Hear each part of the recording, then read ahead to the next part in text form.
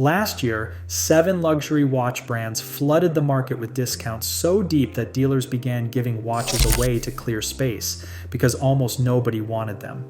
How did Tag Heuer Carrera models sell for 3 times retail one year and then get bundled and dumped the next? When 65% of people under 30 prefer smartwatches, prestige alone could not stop the collapse. The truth is, these brands were not killed by trends alone.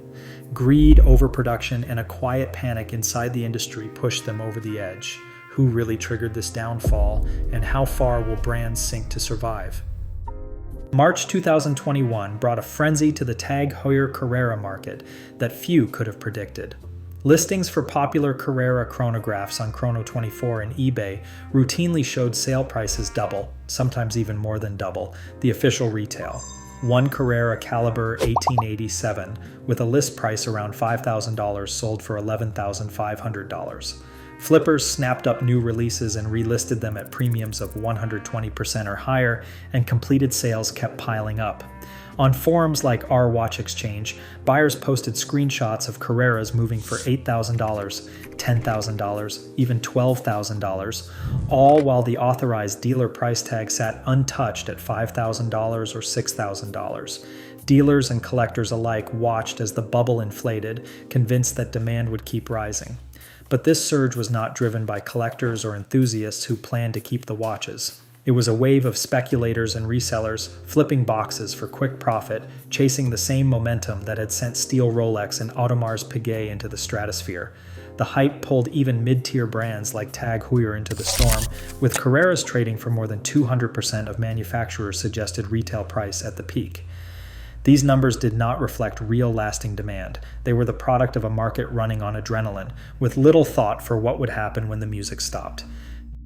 Gen Z and younger millennials are turning away from traditional Swiss watches in numbers that would have seemed impossible a decade ago.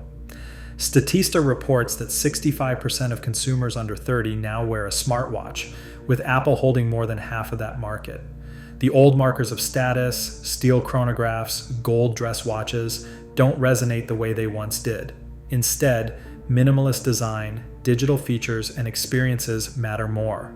A 2024 Global Style survey found that nearly 2/3 of Gen Z respondents preferred a clean, understated look over complex mechanical pieces.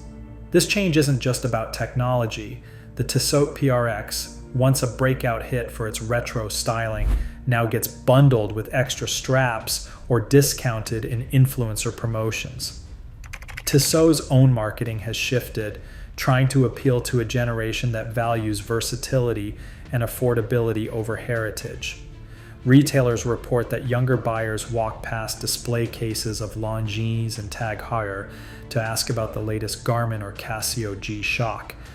As these preferences filter through the market, the impact is clear.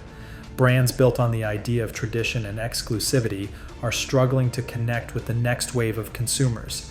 The demand that once seemed automatic has eroded, replaced by a new set of values that mechanical watchmakers can't easily replicate. Longines, once a byword for Swiss reliability, made a bold bet during the pandemic boom. While demand soared for anything with a mechanical movement, Swatch Group pushed production at Longines to new heights. Industry analysts estimate output grew by nearly 1/3 between 2019 and 2022, as factories ran overtime and new models rolled out in rapid succession. Authorized dealers, who had once fought to get just a handful of Hydro Conquests or Conquests each month, found themselves unpacking trays of watches, far more than their local markets could absorb. Inside the trade, this is known as the difference between sell-in and sell-through. Sell-in means what the brand ships to dealers, sell-through is what actually ends up on customers' wrists. For Longines, the numbers diverged sharply. Dealers took on inventory to keep their accounts in good standing, but sales to real buyers lagged behind. By late 2022, stories circulated on WatchaSeek and among authorized dealers in Zurich. Display cases were stuffed, back rooms overflowed, and discounts quietly crept from 10% to 30% or more just to move stock off the books. This flood of unsold watches did not just sit idle, it became the raw material for the next phase of the crisis. With so many new pieces in the pipeline, the market's sense of scarcity evaporated. The result? Prices slid, confidence wavered, and dealers began looking for any way to clear their shelves, no matter what it did to the brand's image.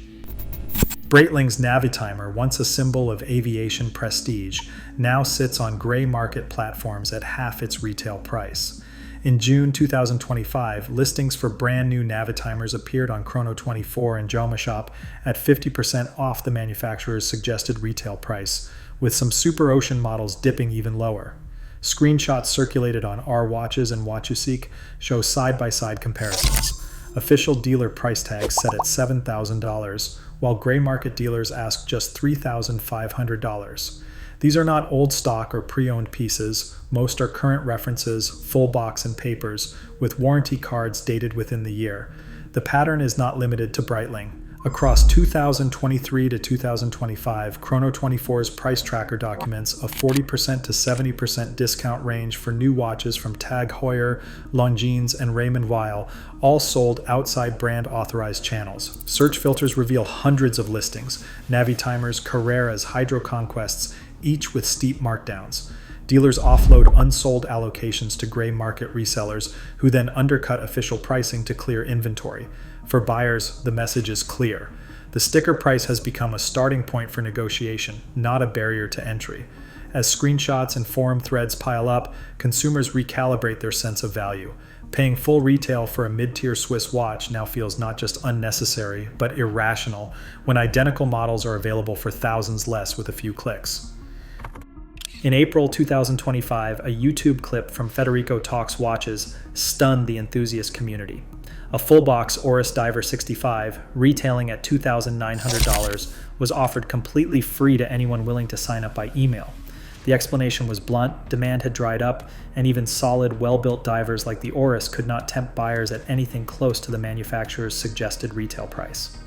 In private dealer groups and public forums, stories multiplied. Raymond Weil, a name once synonymous with affordable Swiss luxury, began appearing in buy-one-get-one offers through select jewelers and online retailers.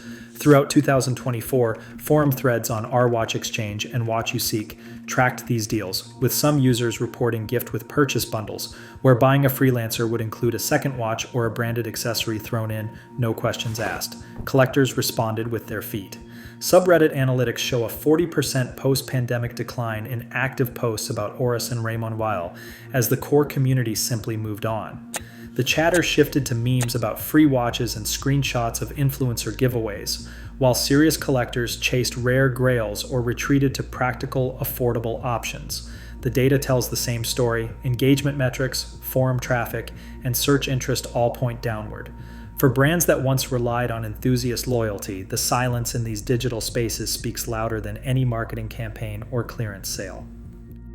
Frederic Constant, once the darling of accessible Swiss luxury, now stands as a stark example of how far the market has fallen. Watch Chart's data for the Classics line draws a line few could have imagined in 2021. From a peak average resale of $1,350, prices have tumbled to just $610 by mid-2025. That is a 55% drop in 4 years, worse than any previous correction in the brand's history.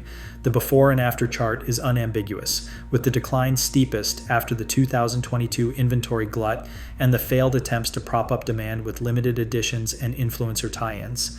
Industry analysts are not mincing words. One Watch Pro contributor put it bluntly: when resale prices collapse this fast, you are not just losing margin, you are losing the story that makes a brand worth buying at all.